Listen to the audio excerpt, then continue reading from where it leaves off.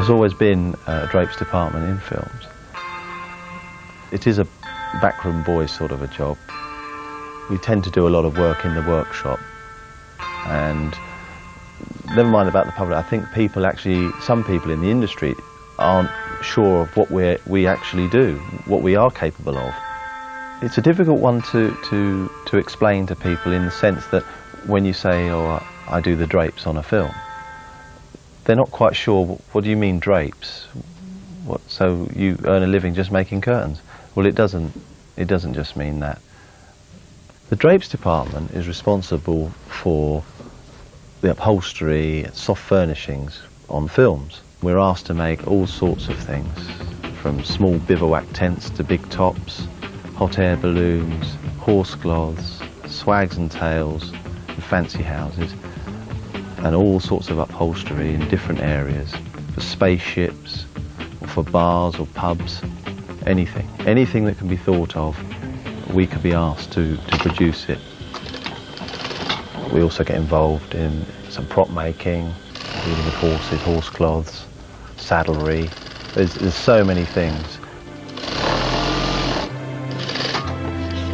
It all starts with the designer. The designer will have the concept of the movie, of the look of the movie, and then with his set decorator they'll contact us and discuss the various items that would involve us, whether it's curtains, carpets, tents, interior of spaceships, but all to do with fabrics.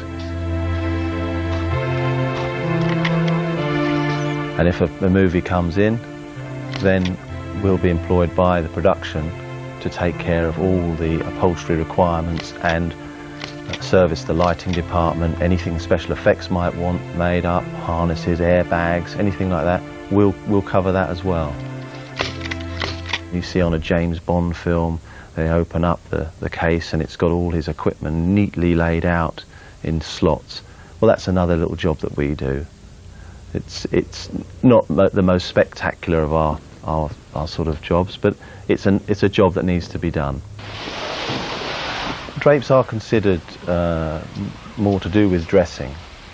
We work along with the props, take our instructions mainly from set decorators, also designers of course, but we mainly deal with set decorators.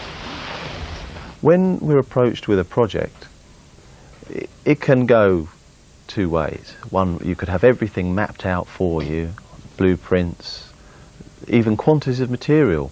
Other jobs, nothing at all.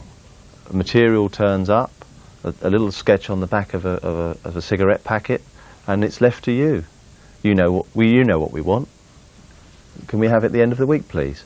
And that's what's so good about, I think, that keeps this job interesting, is there is always that variety. You never know when the phone rings what they're going to ask you to make, what you could be involved in, and how you're going to be involved in it. It could be very slight, or it could be the whole thing. It could all be you. It could all be drapes work. I sometimes feel what the dressing department does is almost to add a mood for the actor when they walk into the set. If they have to play a particular character, maybe it helps them to be that character if they're in the right setting.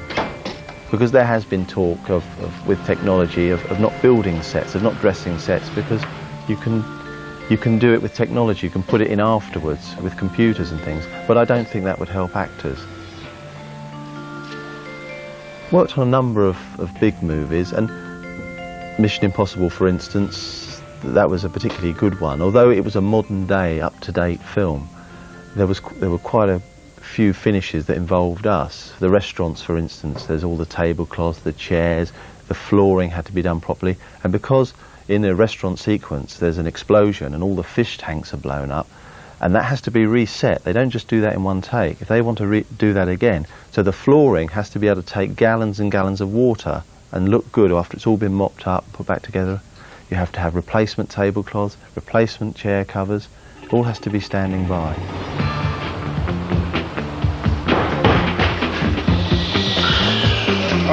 Really, in our job, you have to know how to do the job properly first, and then how to cheat.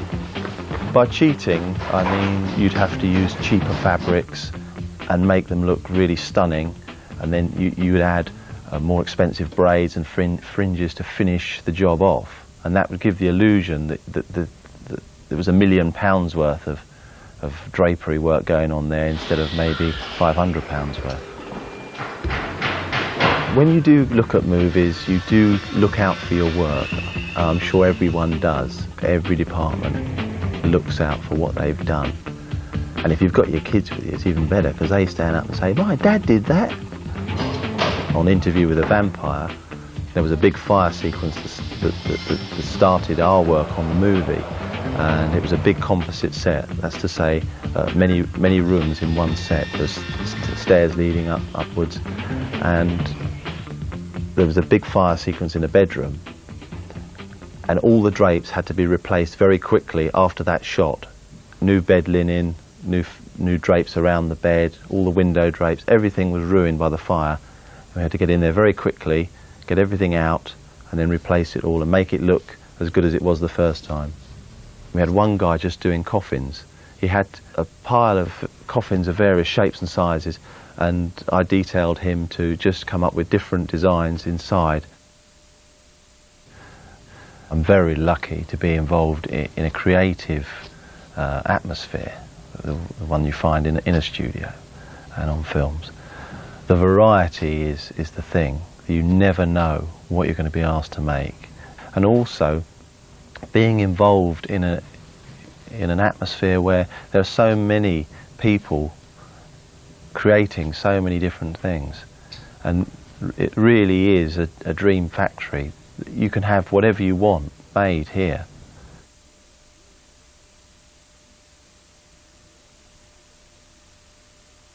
If you'd like to find out more about behind-the-scenes careers in film and TV, log on to channel4.com/brilliantcareers.